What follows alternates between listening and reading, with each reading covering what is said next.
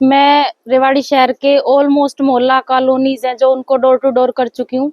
Response की बात करें तो जैसे जैसे मैंने लोगों से मिलना शुरू किया तो उनकी समस्याएं सामने आने लगी। जैसे बारिश का पानी बहुत ज्यादा भरता है, बहुत सारे एरिया हैं, नई बस्ती का बुरा हाल है, राम सिंहपुरा है जो उधर मार्केट है उधर तो जल भराव है, उधर निकासी का कोई सोर्स नहीं है, चैम्बर के ढक्कन टूटे पड़े हैं, लोगों का पानी का कोई मतलब किल्लत है, एक दिन छोड़ एक दिन आ रहा है, आता है तो दूषित पानी आ रहा है।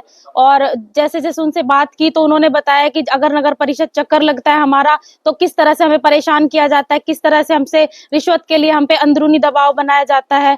तो लोग इतने परेशान हैं और वो कहीं ना कहीं ये सोचते हैं कि जैसे पीछे वाले जो लोग रहे हैं उनके साथ ही उनसे ही मिले हुए हम हैं। पहले तो वो हमें जाते हैं तो सुनाते हैं, फिर हमें उन्हें शांत होने के बाद बताया जाता है कि हम वो नहीं है, हम नए राजनीति में आ रहे हैं और आपके साथ मिलकर काम करना चाहते हैं, आपकी समस्याओं के का समाधान करना चाहते हैं, हमें एक मौका दो। तब वो शांत होकर हमारी बात सुनते हैं और समझते हैं।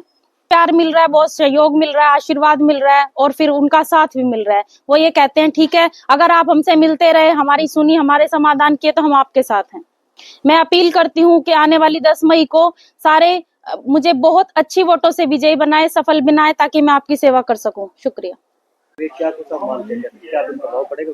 देखिए इस प्रकार के चुनाव में सीएम साहब को ना तो आना चाहिए था। हालांकि चुनाव में अगर वो उनका पहले से कोई प्रोग्राम डिसाइड था तो उन्हें चुनाव की कोई चर्चा नहीं करनी चाहिए थी, क्योंकि ये भाईचारे का चुनाव है, ये छोटे चुनाव है। यहाँ पर अगर राजनीति करेंगे तो इस चुनाव से कोई फर्क इसलिए नहीं पड़ेगा क्योंकि उनको पता है कि यहाँ पे सरकार हो चाहे ना हो, क्योंकि इससे पहले जो लोग इन्होंने बनाए थे उन लोगों ने किस प्रकार से उनको ही बदनाम करने का काम किया है। एक बार इनसे पूछो तो सही कि नायब सिंह सैनी जी या उनकी भारतीय जनता पार्टी राव इंद्रजीत सिंह जी कि पिछली बार आपने एक महिला को बनाया था, वो महिला अब कहाँ है? किस प्रकार से उन्होंने भ्रष्टाचार को बढ़ावा देने का काम किया, क्यों आपको उनसे पार्टी से निष्कासित करना पड़ा? एक बार जवाब तो वो देंगे ना।